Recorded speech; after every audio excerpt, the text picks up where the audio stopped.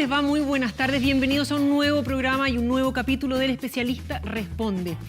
A ver, en una situación y un escenario muy complejo, sobre todo para un paciente que resulta positivo con COVID-19, y la preocupación tal vez de las mayores son las consecuencias y las secuelas con las que podría quedar, sobre todo después de aquellos que deben estar hospitalizados y llegan a necesitar ventilación mecánica. Hace algunos días se dio a conocer el caso de un paciente que estuvo 25 días conectados a ventilación por un cuadro de neumonía y al despertar comenzó a presentar alteraciones de conciencia, estaba desorientado. No es el único caso que se ha reportado a nivel mundial. ¿Cómo se conoce este síndrome y a qué personas puede afectar? Bueno, justamente parte de lo que lo queremos conversar con el médico, el doctor Eduardo Tovar, jefe técnico de la unidad de pacientes críticos del Hospital Clínico de la Universidad de Chile. Doctor, muchísimas gracias por este contacto. Muy buenas tardes. Hola, ¿cómo está? Muy buenas tardes. Saludos a todos por allá. Gracias, doctor. A ver, este síndrome, respecto de lo que se conoce, entiendo, es el síndrome conocido como delirium, y es aquellos pacientes que después de no necesariamente tener una ventilación mecánica solamente, pero sí de haber estado anestesiados, pueden desarrollar. ¿Por qué no nos explica un poquitito más de qué se trata? Bueno, el delirium se conoce hace ya muchos años. Hay descripciones desde la antigüedad en relación a fiebre y delirar, por ejemplo, y ya desde la psiquiatría moderna se sistematizó, tiene una serie de criterios diagnósticos que están en todos los manuales de diagnósticos psiquiátricos. Se caracteriza por un trastorno de la atención.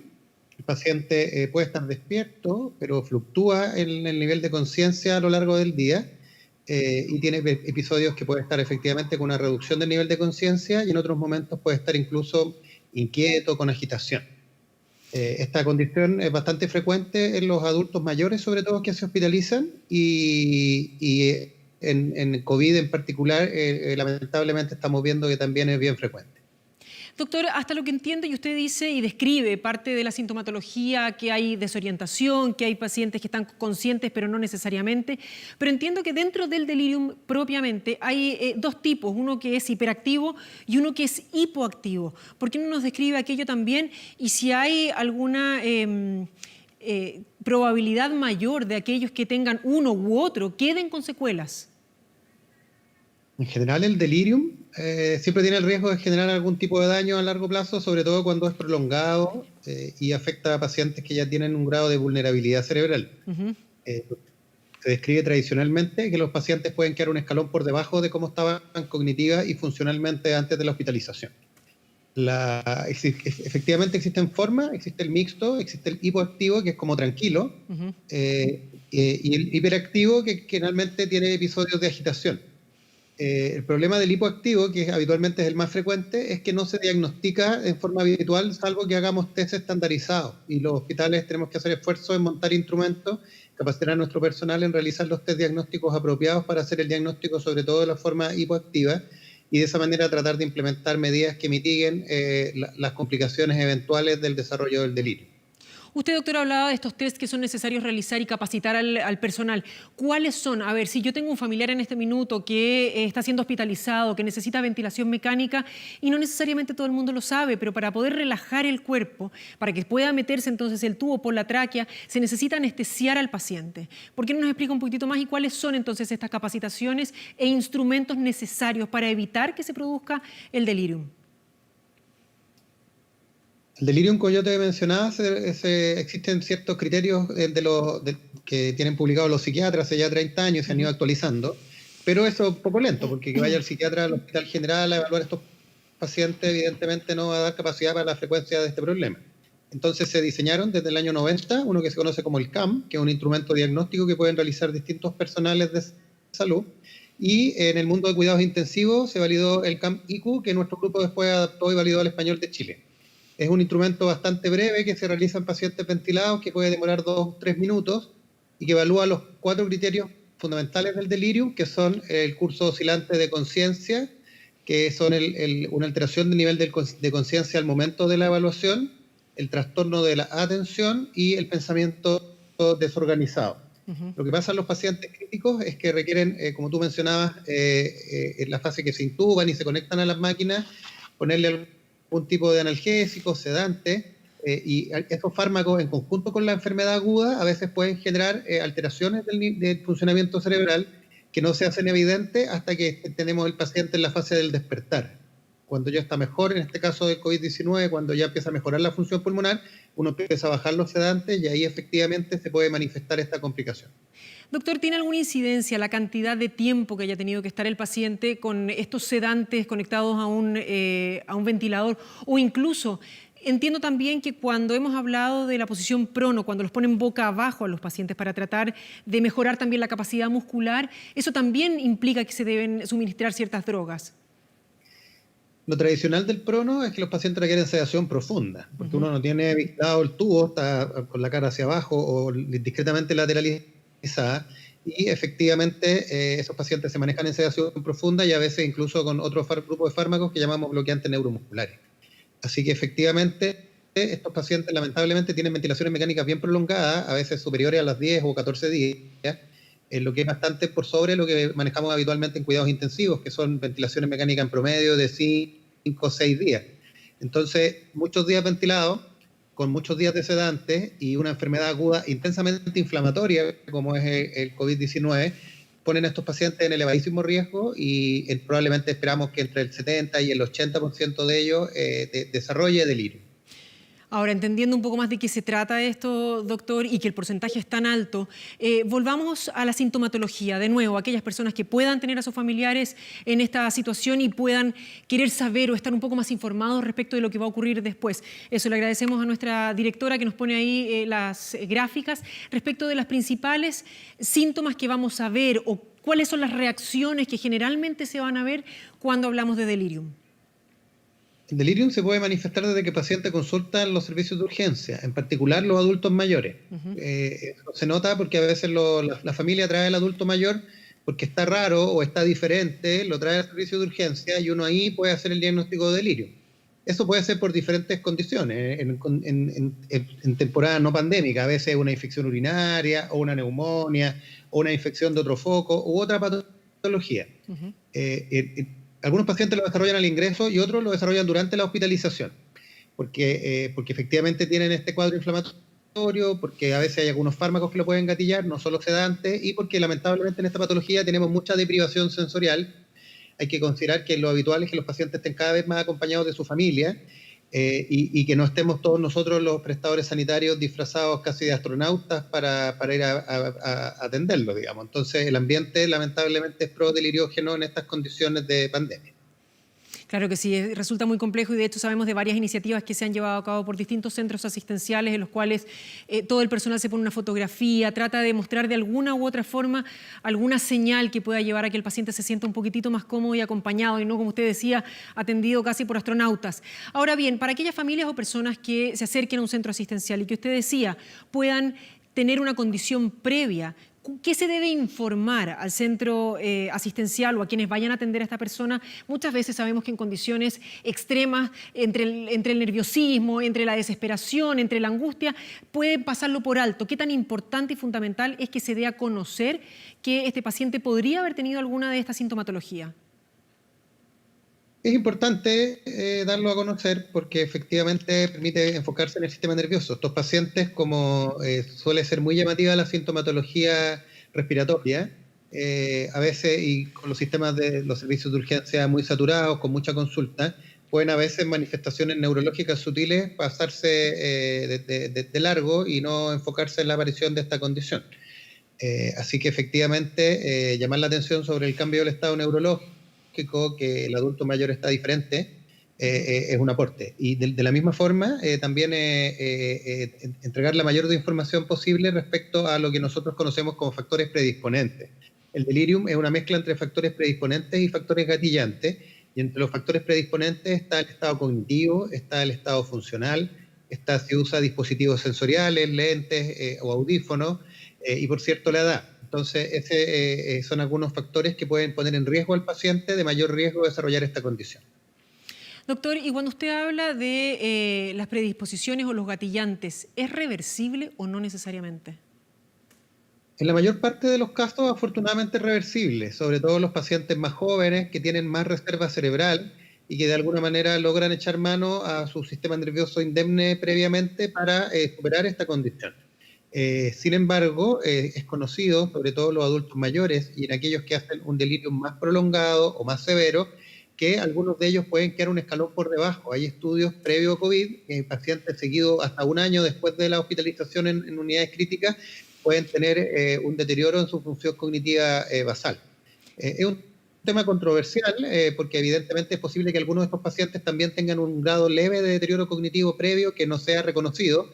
Sin embargo, nosotros vemos habitualmente en cuidados intensivos pacientes jóvenes, funcionales, con cerebro previamente esperamos normal y que tienen una intensa enfermedad aguda grave que gatilla esta condición y que después pueden desarrollar complicaciones a mediano o largo plazo. Justamente, doctor, para tener el panorama bien claro, ¿se puede prevenir? ¿Hay ciertas, no sé, drogas, tratamientos, algo que se puede hacer para prevenirlo, sobre todo en pacientes que podrían, como usted bien decía, parecer funcionales y que después podrían generar algún tipo de delirium y sobre todo que no fuera reversible? ¿Algún daño? O sea, efectivamente hay diferentes estrategias que contribuyen a la prevención del delirio. Se han probado diversos fármacos, sin embargo, a la fecha no hay ninguno de ellos que categóricamente sea positivo, porque el delirium probablemente mezcla diferentes mecanismos a nivel de la biología del sistema nervioso. Entonces, bloquear solo un receptor o una molécula hasta ahora no ha sido muy eficaz. Lo que más ha demostrado beneficio es lo que se conoce como medidas de prevención no farmacológica de delirium, que son una serie de medidas que permiten estimular al paciente, decirle reiteradamente el día, la fecha, la hora, tratar de movilizarlo precozmente, ponerle sus lentes y ponerle sus audífonos para tratar de que el paciente no tenga deprivación sensorial, manejarle de forma adecuada el dolor, evitar fármacos gatillantes, entre otras series de medidas que de alguna manera tratan de que ese adulto mayor vulnerable, expuesto a la condición de enfermedad aguda, minimicemos el riesgo. El impacto de estas intervenciones es bastante importante. Se menciona en la literatura que alrededor de la reducción de la incidencia de delirium con estas medidas alcanza un 40%.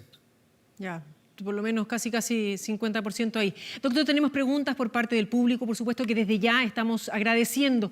Y en este caso nos escribe María Pía Yantén y dice, ¿qué porcentaje de los contagiados necesita ventilación mecánica?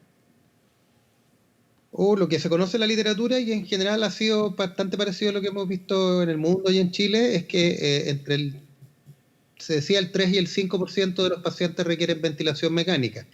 Va a haber que evaluar en Chile, hace ya probablemente más de 2 meses, hicimos algún ajuste a la estrategia a nivel de nuestra Sociedad Chilena de Medicina Intensiva, y en aquellos pacientes que tienen insuficiencia respiratoria aguda moderada, decimos nosotros, que no están con indicación absoluta de intubarse, estamos ofreciendo un aparatito que se conoce como cánula nasal de alto flujo, con la posición prono despierto, con el paciente no intubado, sin máquina. Creemos que esa estrategia puede estar reduciendo entre un 60-70% la cantidad de pacientes que se están intubando, por lo cual eventualmente la tasa de pacientes conectados al ventilador puede ser alrededor del 2%. Pero estamos realizando actualmente algunos estudios colaborativos en la red de intensivo para tratar de ver efectivamente cuánto ha logrado esta estrategia reducir el uso de ventilación mecánica. Doctor Tovar, tenemos que hacer una brevísima pausa, pero lo invitamos a que permanezca con nosotros, a ustedes también, por supuesto. Vamos y volvemos para poder seguir conversando de este interesante tema.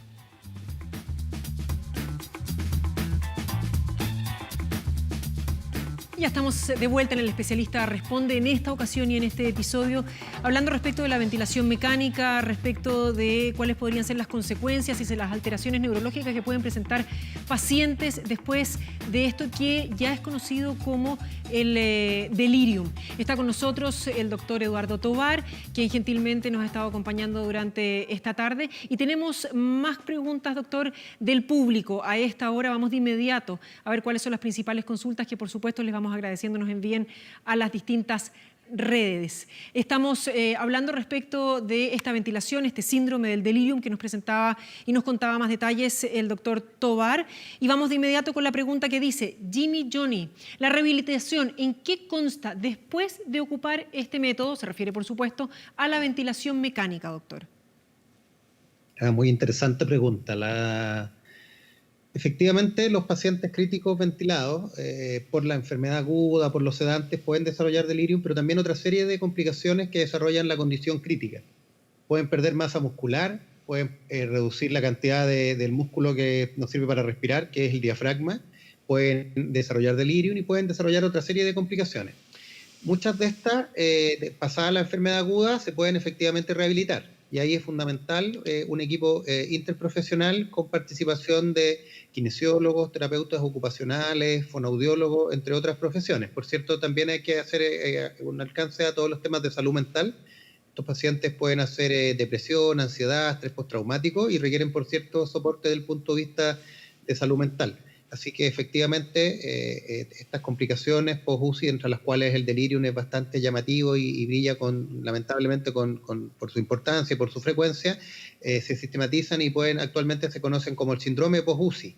Y efectivamente en este caso de COVID-19 es posible que varios de estos casos, que son bien severos, bien largos y están a veces 2, 3, 4 semanas en cuidados intensivos, aquellos que logramos que sobrevivan, efectivamente pueden desarrollar estas complicaciones. Doctor, tal vez una de las principales preocupaciones durante esta pandemia es, por un lado, no contagiarse, y una vez que ya una persona está contagiada o algún familiar, es que existan los mecanismos para poder ayudarlo en caso de que tuviese que llegar a ser hospitalizado. Sabemos que hay un proyecto, Neyún, que en mapudungún significa respirar, y que tiene que ver con el trabajo que han estado haciendo profesionales como usted aquí en nuestro país. ¿Por qué no nos cuenta un poquitito más? Bueno, eso tiene que ver efectivamente con otro tema. Diferentes sociedades científicas y personalidades de diferentes ámbitos de la comunidad nos articulamos ante la necesidad de generar un camino para los diferentes desarrolladores que están trabajando en el tema de los ventiladores mecánicos. Eso se sistematizó y cuenta con el aval de la Sociedad Chilena de Anestesia, de la Sociedad de Medicina de Urgencia y la Sociedad Chilena de Medicina Intensiva y otra serie de profesionales que forma parte de un consejo facilitador de ventilación mecánica. Esto partió hace ya varios meses con la iniciativa Un Respiro para Chile, que sponsorió SOFOFA y el Ministerio de Ciencia. Eso ha llevado a que diferentes prototipos se han ido probando. El primero de ellos fue...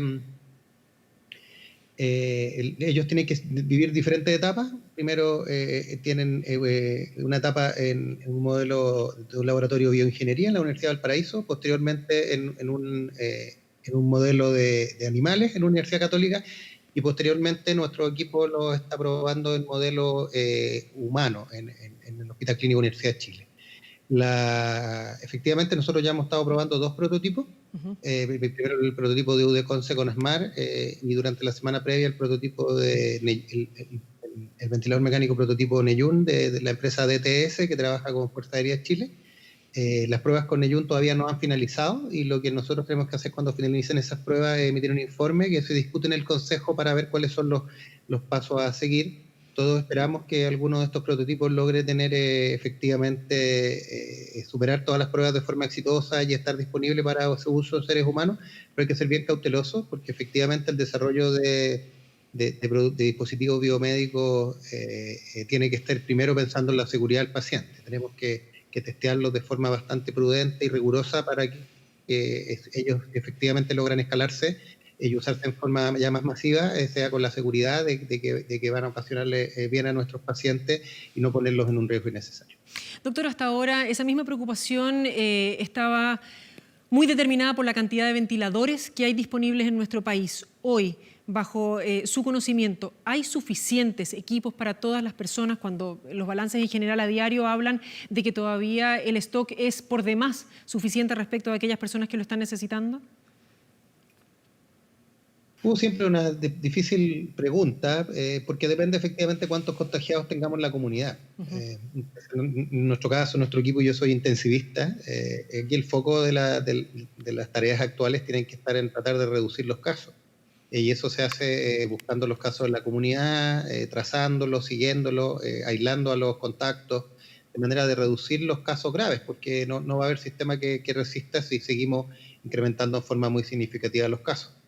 Hay una discreta luz de descenso las par de semanas previas, pero todavía estamos con muchos casos, todavía estamos con mucha positividad en los exámenes de PCR Hay que ser bastante prudente cuando llegue el momento de eventualmente iniciar con la reapertura, porque ya estamos viendo en la literatura internacional los otros países que están viviendo rebrotes en base a reaperturas bastante aceleradas. Así que más bien el llamado a la prudencia y el llamado a que ahí los colegas de la atención primaria tengan los recursos para poder hacer el seguimiento adecuado de los casos y sus contactos. Doctor, y ya para concluir y agradecerle, por supuesto, todo este tiempo con nosotros, aquellas personas que nos estén escuchando y que puedan tener pacientes que ya tienen delirium o tuvieron en el último tiempo, ¿qué estrategias que no necesariamente impliquen de fármacos de por medio se pueden realizar para tratar de ayudar a aquellos pacientes que muestran esta sintomatología? O sea, lo que se recomienda en los pacientes que egresan de la UCI es tratar de llevarlo a lo que se conoce actualmente como pólisis de seguimiento alejado, donde se evalúa como una evaluación integral para ver la función cognitiva, la función física, la salud mental, tratando de pesquisar algunas de estas alteraciones que pueden desarrollar los pacientes críticos. La rehabilitación, el mayor impacto es recién finalizada la enfermedad crítica y en el intrahospitalario, pero sigue teniendo un impacto en el seguimiento alejado. Entonces, efectivamente, todo lo que pueden hacer los fisiatras con sus equipos interprofesionales en este ámbito es bastante relevante, tratando de mantener al paciente funcional, activo y con el mejor estado cognitivo posible. También, por cierto, los pacientes que ya tienen instalado un déficit cognitivo, una evaluación adecuada por un especialista neurólogo es lo más recomendado, de manera de poder ver si efectivamente requiere o no algún tipo de soporte farmacológico, aunque lamentablemente los soportes farmacológicos los pacientes con deterioro cognitivo son también bastante limitados en su eficacia. Así que finalmente tratar de mantener a los pacientes post-UCI, en particular a los adultos mayores, funcionales, activos, parece ser la mejor manera de tratar de minimizar el impacto de esta condición. Doctor Eduardo Tovar, muchísimas gracias por haber conversado con nosotros durante esta tarde y por entregarnos todos los datos tan importantes que nos dio. Doctor Eduardo Tovar, jefe técnico de la Unidad de Pacientes Críticos del Hospital Clínico de la Universidad de Chile, le agradecemos su tiempo. Buenas tardes. Adiós, muy buenas tardes. Y nosotros, por supuesto, agradeciéndoles a ustedes respecto de todas las preguntas y consultas que nos enviaron a través de las redes, les queremos hacer ahora una invitación también, y es que se conecten a 24horas.cl, ahí pueden acceder a mayor información respecto de este tema.